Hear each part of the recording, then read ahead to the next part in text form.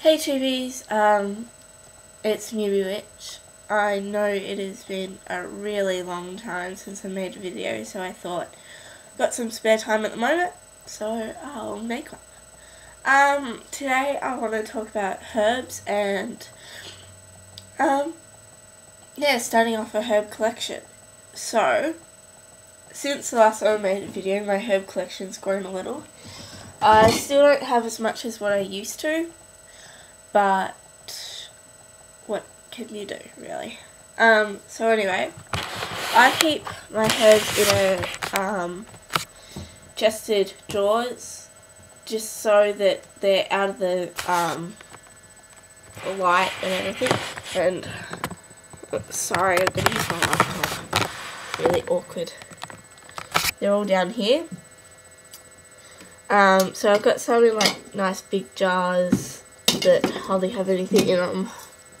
It's like here. And then some that I still need to put into jars, like rose petals and everything. So what I've got is I've got St. John's wort, chamomile, peppermint, myrrh gum, cinnamon, juniper berries, sage, rosemary, catnip, lavender, frankincense, coltsfoot, wormwood, rose petals, got some gum mesquite, bay leaves, cloves, aniseed stars,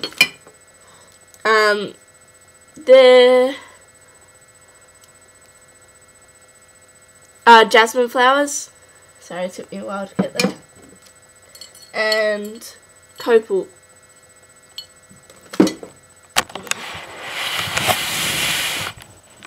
So, they're the herbs that I own. Yeah, that's pretty much all of them. And what I recommend, okay, sorry, really awkward. When you're starting out with your herb collection, I recommend you take a bit of time to see what herbs you would use a lot. So things like frankincense and myrrh, I know that I personally use a lot because if I don't have a normal incense, I'll just make a frankincense and myrrh incense.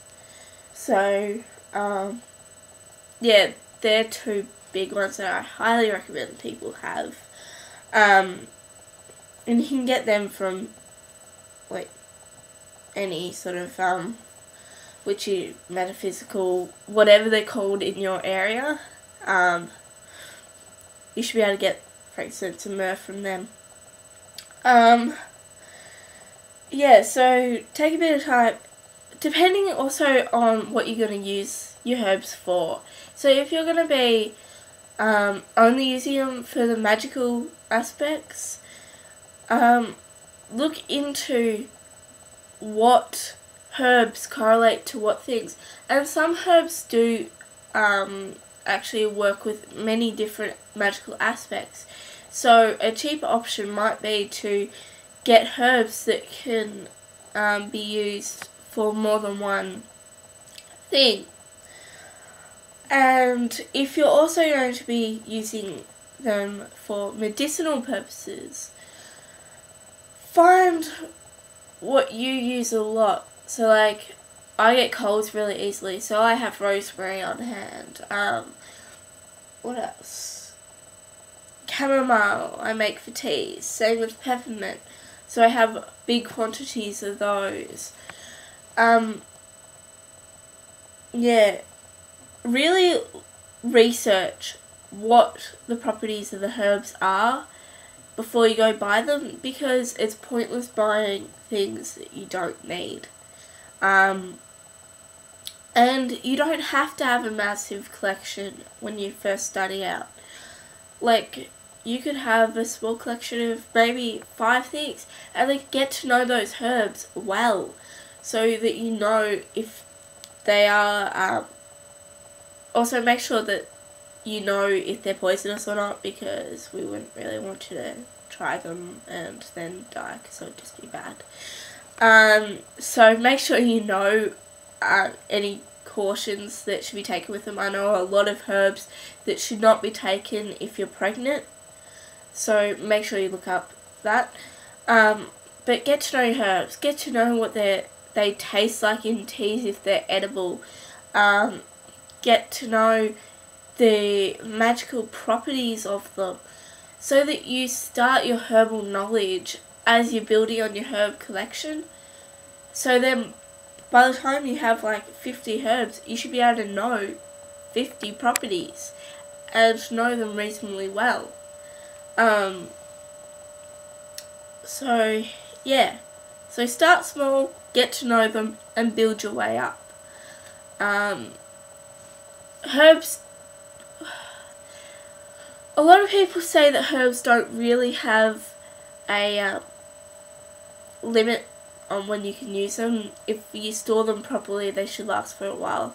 But with magical properties, I do recommend using them within a year. So therefore, if you're going out and buying all these crap loads of herbs, and what's the point if you don't use them in the year? They may not have such a magical, like, the magical strength in them won't be as high. So yeah, they're my recommendations. Also, for storing herbs, I recommend glass. So glass containers. A lot of people use the mason jars. They can be really good. Like, mine are fairly big because yeah, I'm getting more and more into medicinal, so I've got fairly big ones. Obviously I don't have much catnip at the moment. Wait, that's upside down. Make sure you label. It is pointless having herbs if you don't know what they are. So until you can identify them perfectly and put them next to another similar herb and still be able to tell the difference, label. And yeah, I don't really recommend plastic, even though this is in plastic, because the plastic does draw away some of the properties. It's only because I don't have a container yet. So it's okay for the meantime, but I don't highly recommend it. Same with when you're making incense, I don't highly recommend putting it in plastic. It's fine if that's all you have, but I would recommend like glass. So yeah, they're my herbs. And I'm sorry it has been such a long time since I've done a video, and I appreciate everyone for still subscribing. I'm gonna try and make more.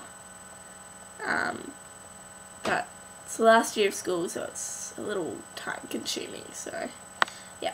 I'll see how I go. I'm not promising a video in the next week, but yeah, I'll get one out as soon as possible. Give me, if you want me to do a video on something, just comment me and I'll try my best to do that for you.